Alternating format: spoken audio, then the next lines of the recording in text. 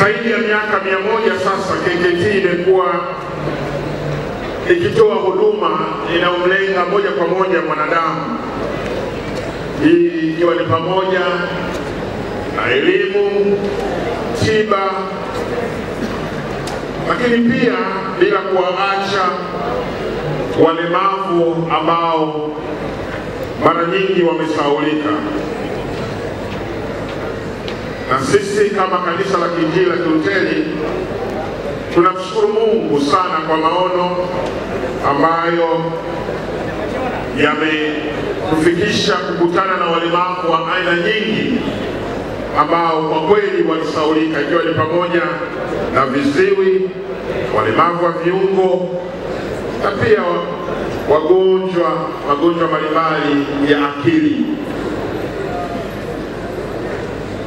Katika marathoni hii lengo letu kwamba pamoja na mazoezi haya mazuri ya kutunza miili yetu, basi pia tufanye changizo ambalo kila aliyeshiriki unaowaona hapa wamechangia kwa ajili ya taasisi na hasa kwa ajili tiba mbalimbali kwa maana afya na pia kugusa hawa walemavu. Mpaka tunakuja katika marathoni hii,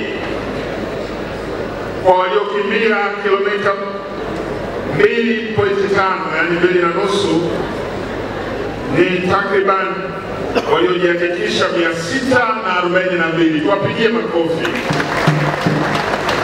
Lakini pia tunao wale wa kilomita 5 ambao ni zaidi ya watu 1122. Kilomita 10 ama walikuwa 812. Kilomita 21 walikuwa 222. Kwa hiyo unaweza ukaona waliojiandikisha ni 2860. Hata hivyo kuna wengi baada ya kuona watu wanakimbia walijiunga nasi, na sisi tunawapongeza hao, kwa sababu katika uinjilisti tunapenda mambo ya namna hiyo. Jiunge pamoja na wengi walioshiriki. Wapo watoto wadogo ambao na wao wamechangia na wameshiriki marathoni hii. Nitumie muda huu kushukuru sana taasisi zote ambazo zimeshiriki katika zoezi hili na katika shabra hizi.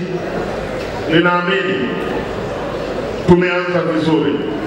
Mungu awabariki sana mababa maaskofu, wasaidizi, wachungaji, makatibu wakuu na washirika. Kwa pamoja tushiriki marathoni hii ikiwa ni sehemu pia ya kuweza kuliangalia kundi la jamii ambao wana mahitaji.